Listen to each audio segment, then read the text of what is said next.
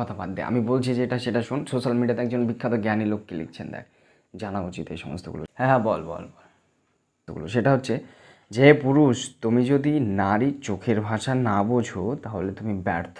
বুঝেছিস কত পাওয়ারওয়ালা নাম লিখেছে ব্যাপারটা? ভাই এখানে ব্যর্থতার কোনো বিষয় না, এখানে লাভ লসের ব্যাপার আছে। মানে কি বলতে চাইছিস তুই? ধর তোর বড় ভাই আছে বা তোর দাদা আছে, আর সে বিয়ে করলো। কিছুদিন পর কাজের উদ্দেশ্যে বাড়ির বাইরে গেল, মানে বেশ কিছুদিনের জন্য গেল, মানে কয়েক মাস ধর।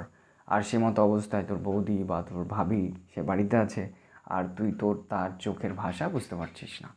সে মানে তুই তার চোখের ভাষা বুঝতে পারছিস না, তাহলে তুই বল এখানে তোর লাভ লসের ব্যাপার আছে নাকি ব্যর্থতার ব্যাপার আছে, তুই বল।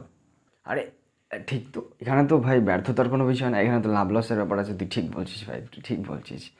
হ্যাঁ সেটাই বলছি, ও হে বাছা, বুঝতে শেখো নারীদের চোখের ভাষা, না হলে জীবন ব্যবসায় করবে ঘাটা, বুঝেছ?